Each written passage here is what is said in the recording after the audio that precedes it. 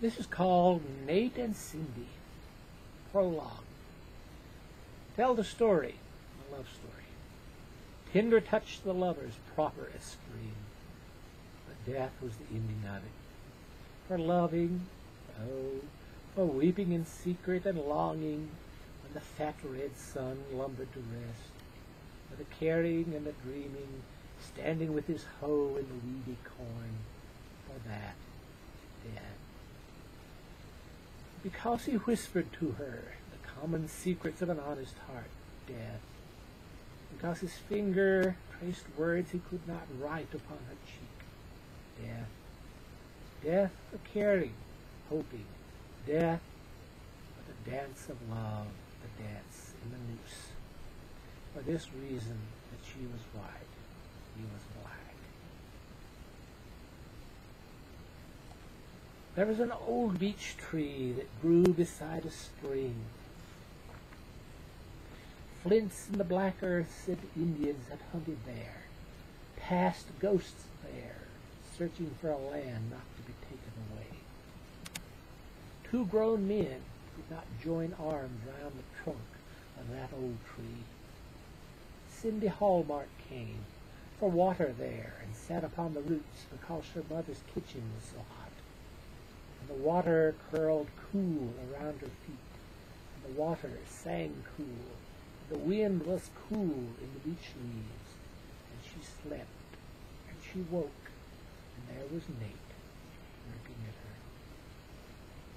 He seemed some part of the dream, or of the waking, some piece of the rest and the wind and the singing water.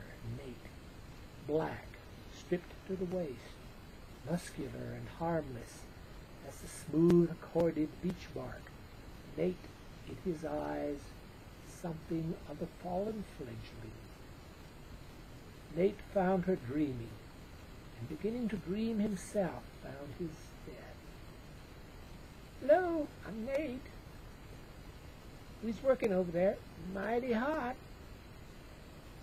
From the dreams, moving under her eyelids, her face upturned to the sky, looking at an inner horizon, flesh only, like still water where the sun does not waver.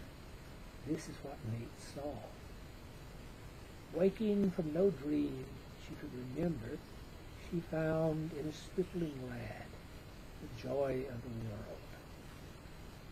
He tore a piece of string from his old shirt, stiff with salt, and knotted it once for every time they met beside the spring.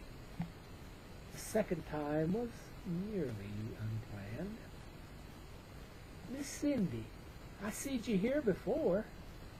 Ma uses a lot of water, making kraut, you know. I loves kraut. I does too. But it's too much trouble.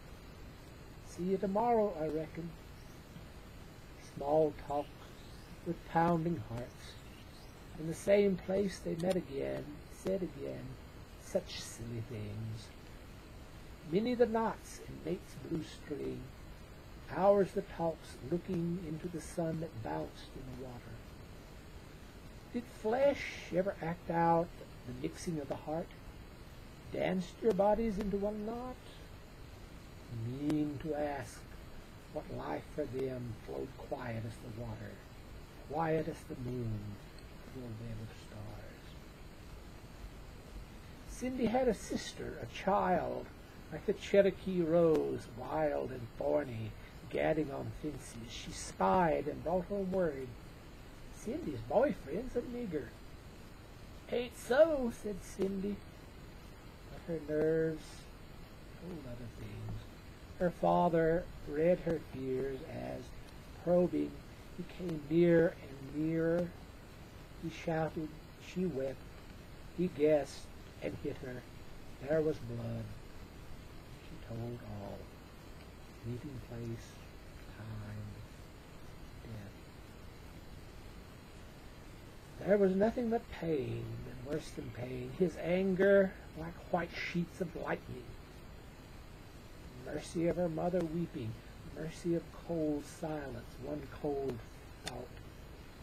Beating like a dead crow hung in the garden beats against the apple tree in the spring wind.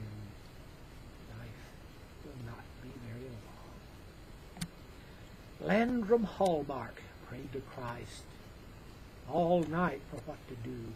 Prayed while the cold stars moved over the face of the night like some slow rain upon his face.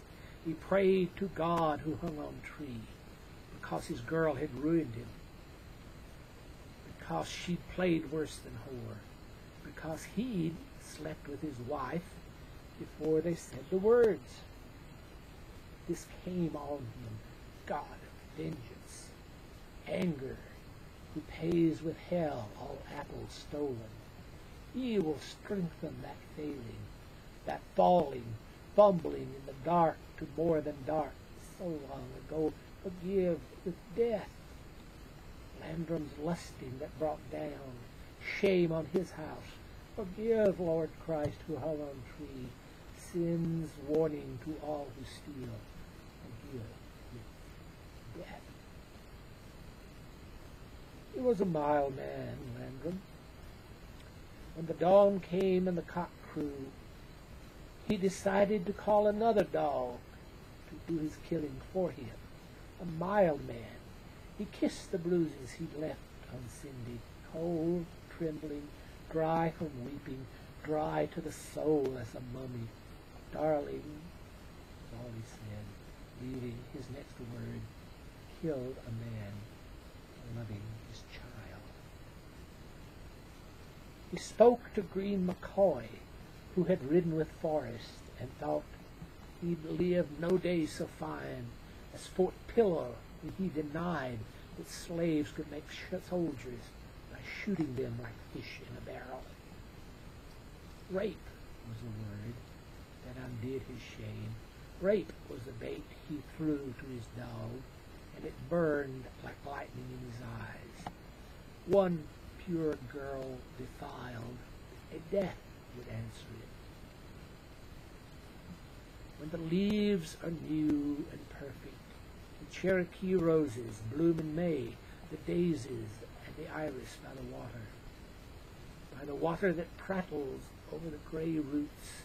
When the Cherokee rose was going, the honeysuckle coming, roots of an old beech, on that tree on a day that God made, they hung Nate Simmons, whom God had died for, without conceding so much as a mask for their shame. They hung Cindy's gentle lover and left him there. Roots of an old tree gnarled like knotted hands praying into the black earth. The whippoorwills sang back and forth, and the body of Nate Simmons swung gently, slowly into evening breeze. Cold and stiff the muscles, ready for the earth, the bones, that the mid-spring morning sun found live and tender.